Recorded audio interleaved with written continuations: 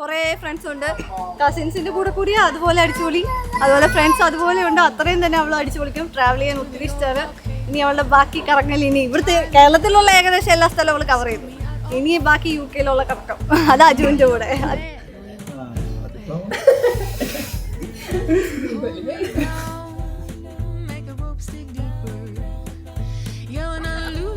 പഠിത്തത്തിൽ മിടുക്കി.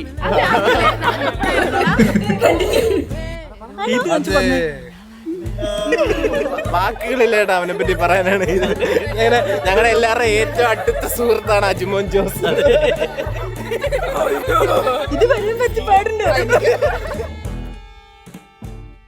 ഡിസംബറിലുള്ളതാണ്.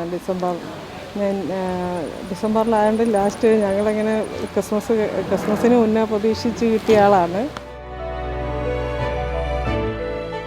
എന്നെ അമ്മ എപ്പോഴും ഷെയ്ൻകുട്ടാന്ന് വിളിക്കുന്നത്.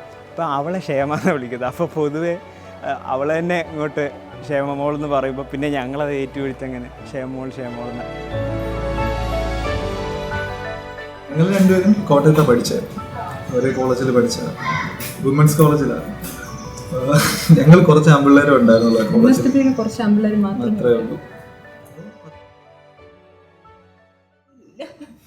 ഞങ്ങളുടെ ഫെസ്റ്റിന് ഞങ്ങൾക്ക് ആൾക്കാർ വേണമല്ലോ, വ്യൂവേഴ്സ് വേണമല്ലോ കാണാനായിട്ട്. അപ്പോൾ ഞങ്ങളുടെ ഒരു പരിപാടി നടക്കുക. അപ്പോൾ ഞങ്ങൾക്ക് ആൾ വേണം. അവിടെയാണ് ആരുമില്ല, ആകെ ഉള്ള 10-15 പേരാ. അപ്പോൾ ഞങ്ങൾ പരിപാടി കഴിഞ്ഞപ്പോൾ നമുക്ക് അത് കഴിഞ്ഞിട്ട് ക്ലാസ് ഉണ്ട്. അപ്പോൾ നമ്മൾ ക്ലാസ്സിലേക്ക് പോകാനായിട്ട് പ്രോഗ്രാം കഴിഞ്ഞിട്ട് ഇറങ്ങിയ സമയത്ത് ഇയാൾ എന്നെ വന്നിട്ട് തടഞ്ഞു നിർത്തിയിട്ട് ചോദിച്ചു, എവിടെ പോവാ, പരിപാടി കഴിഞ്ഞിട്ട് പോയാൽ പോലെ. സെയിം കോളേജിൽ പഠിക്കുന്ന എന്നോട് ആദ്യമായിട്ട് ഇവിടെ വന്നിട്ട് നിങ്ങൾ ഏത് കോളേജിലാന്ന് ചോദിച്ചു. അത് ഭയങ്കര ഇൻസൾട്ട് ആയിരുന്നു. തുടങ്ങിയതാണ്.